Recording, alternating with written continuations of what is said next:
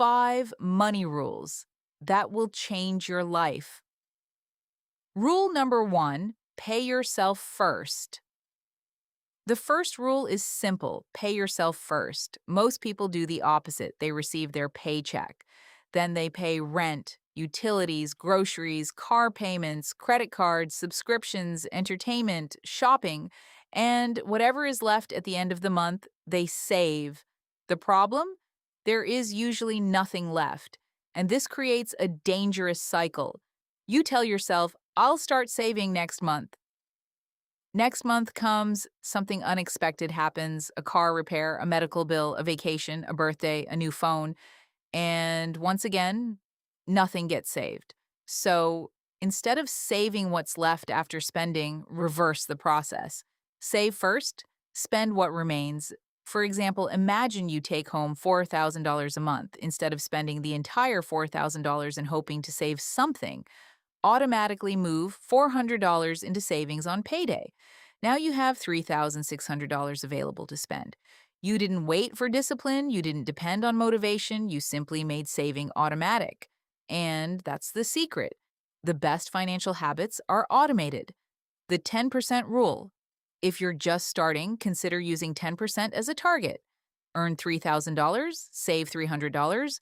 Earn $5,000, save $500. Earn $8,000, save $800. If 10% feels impossible right now, start with 2% or 5%. The percentage matters less than creating the habit, because once you build the habit, you can increase the percentage later. And eventually you want money automatically going toward BEAS, emergency savings, retirement, investments, other financial goals before you have the opportunity to spend it.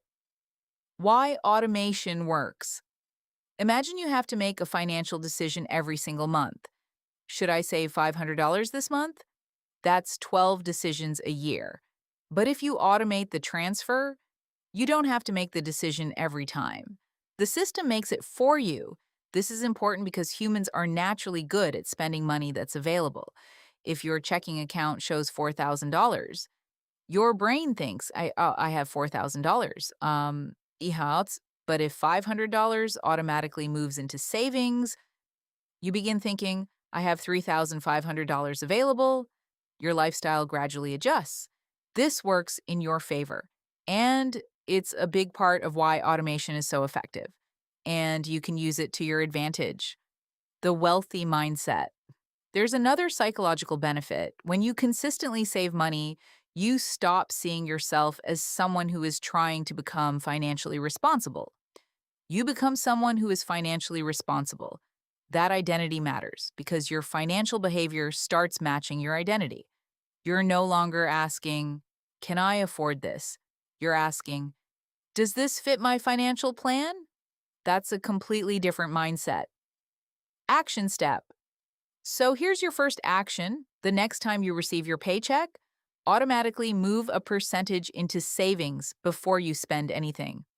Start with whatever amount you can realistically maintain. Then increase it gradually. Because remember, you don't build wealth with what's left over. You build wealth by making yourself a priority. Rule number 2, never let your lifestyle grow faster than your income. Rule number 2 may be even more important. Don't let lifestyle inflation steal your raises. Imagine you earn $60,000 a year, then you get a raise.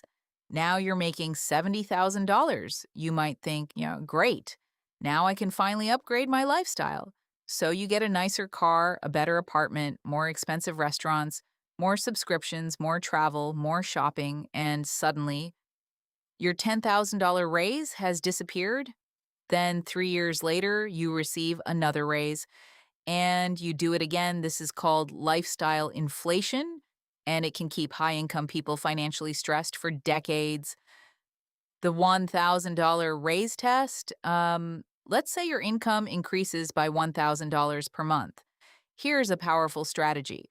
Don't spend the entire increase. Instead, invest $500, save $200, use $300 to improve your lifestyle. Now you're still enjoying the benefits of earning more, but you're also becoming wealthier. Do this every time your income increases. And something powerful happens. Your lifestyle improves, but your wealth grows faster. Why this matters. Let's imagine two people. Person A earns $5,000 per month and spends $4,900. Person B earns $7,000 and spends $5,000. Who is financially stronger? Obviously, person B. But here's the interesting part. Person B has a $2,000 monthly surplus. That's $24,000 per year available for saving and investing. Meanwhile, person A may earn less but feel richer because they're spending almost everything. This is why income alone doesn't tell you whether someone is wealthy. The real number is the gap between what you earn and what you spend. That gap is your wealth building engine. Don't confuse looking rich with being rich. A $70,000 car parked outside a house doesn't necessarily mean the owner is wealthy. It might mean they have a $70,000 car loan. Designer clothes don't equal wealth. A huge house doesn't necessarily equal wealth. Expensive vacations don't equal wealth. Wealth is what you own, minus what you owe. And more importantly, wealth gives you options. The option to leave a job you hate, the option to handle an emergency without borrowing money, the option to retire with dignity, the option to help your family, the option to take a break without financial panic. That's real wealth. The 50% raise rule. Here's a simple rule you can try. Whenever your income increases, keep at least 50% of the increase for your financial future. You can spend the other half. Get the new phone, take the vacation, upgrade something, enjoy your success. But don't let your lifestyle consume every dollar of your progress. Because if you earn more, but always spend more, you haven't actually moved forward. Rule number 3. Build an emergency fund before chasing big returns. Rule number 3. Build financial protection before taking financial risks. One of the biggest mistakes people make is investing aggressively while having no emergency savings. They might have money in stocks, but when the car breaks down, they use a credit card.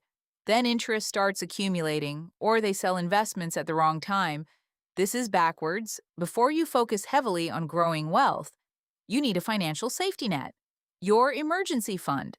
A common target is 3 to 6 months of essential living expenses, depending on your situation. Not 3 to 6 months of luxury spending. Essential expenses: housing, food, utilities, insurance, transportation, minimum debt payments, basic necessities. For example, if your essential expenses are $3,000 per month, 6 months would be $18,000. You don't necessarily need to build that entire amount immediately.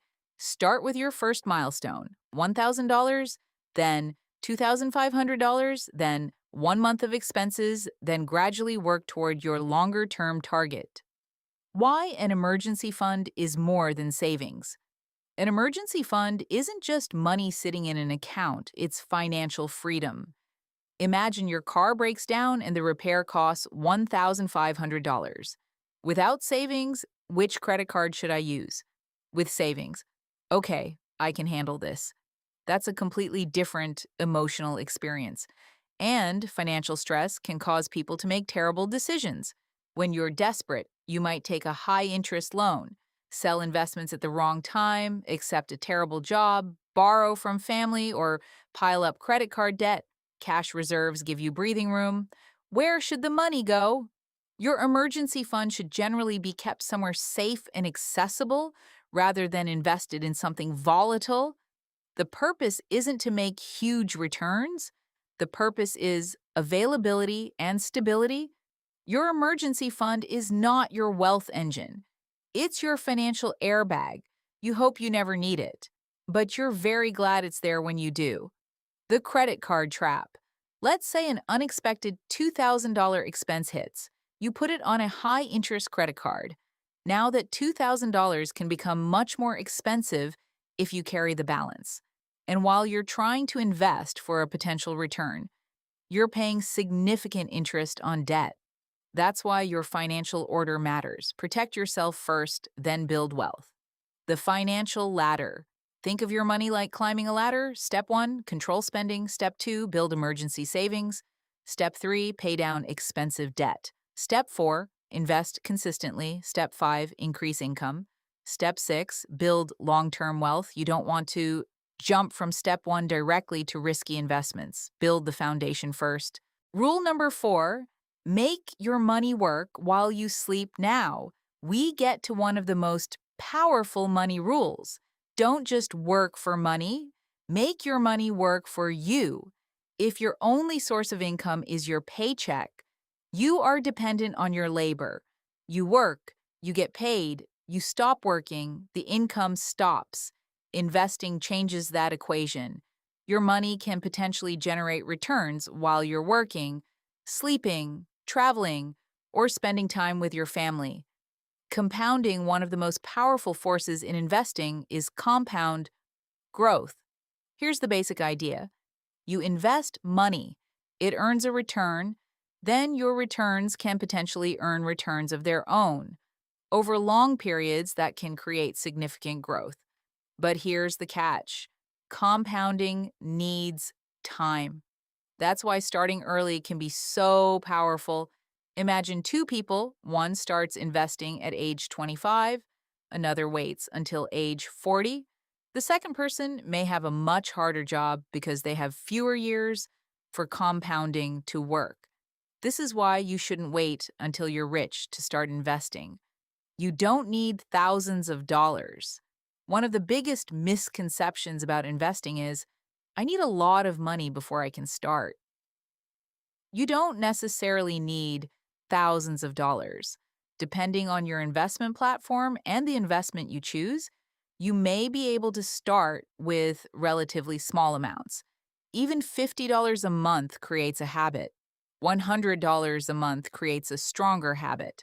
And as your income grows, you can increase your contributions. The automatic investment rule. Here's a simple system. Every payday, money automatically moves into your investment account. You don't wait for the perfect market. You don't try to predict every headline. You don't spend hours watching financial television. You simply follow your long-term plan.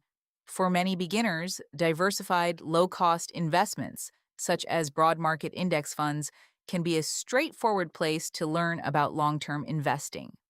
B. Rule number 5, increase your income, not just your frugality. And now we reach rule number 5. This one can completely change your financial trajectory. Don't only focus on cutting expenses. Learn how to make more money. Saving money is important, but there is a mathematical limit to how much you can cut. You can't reduce your housing costs to zero. You can't eliminate food. You can't stop paying every bill. But your income has the potential to grow dramatically. The difference between saving and earning. Let's say you spend an entire month trying to save $200. That's good. But now imagine you develop a skill that increases your income by $1,000 per month. That's $12,000 per year. And if that income increase continues for years, the impact can be enormous. That's why you should work on both sides of the equation. Reduce unnecessary spending and increase your earning power. Your skills are an asset. Think about skills like investments, learning sales, learning coding, learning AI tools, learning digital marketing, learning video editing, learning financial analysis, learning a trade, improving communication, building leadership skills. These skills can potentially increase your earning capacity. And unlike a physical possession, a valuable skill can continue producing value for years. Don't wait for your employer. The 5 rules together. Let's put everything together. Rule number 1, pay yourself first. Save and invest before your lifestyle consumes your paycheck. Rule number 2, don't let lifestyle inflation steal your raises. When your income increases, let your wealth increase too. Rule number 3, build an emergency fund. Protect yourself before taking unnecessary financial risks. Rule number 4, Make your money work while you sleep. Invest consistently and give compounding time to work. Rule number 5, increase your income. Don't spend your entire life trying to save your way to wealth. Build valuable skills and increase your earning power. And here's what happens when you combine all 5. You earn money, you keep more of it, you protect it, you invest it, and you increase your ability to earn even more. That's a wealth building system. Final message. Here's the most important thing I want you to remember. Financial freedom isn't created by one big decision. It's created by hundreds of small decisions, repeated over years. You don't need to become a millionaire next month. You don't need to predict the next winning stock. You don't need to have a perfect financial plan. You simply need to start making better decisions with the money you have today. Start small. Automate your savings. Control lifestyle inflation, build your emergency fund, invest consistently, and keep increasing your ability to earn. Because your financial future isn't built tomorrow, it's built by what you do with your money today. If this video gave you even one idea you can use, subscribe to Finance and Wealth Matrix for more practical strategies for building wealth, managing money, and achieving financial freedom. And here's your challenge. Choose one of these 5 rules and start today. Don't wait until next month. Don't wait until you earn more. Don't wait until you're financially comfortable. Start with what you have. Because small financial decisions made consistently can eventually create a completely different life.